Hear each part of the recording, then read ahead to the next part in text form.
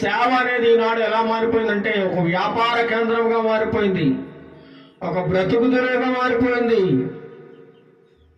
చాలా చోట్ల చాలా ప్రదేశాలు తిరిగినప్పుడు చాలా సంఘాల్లో కూడా వ్యాపార ధోరణి కనబడతా ఉంది.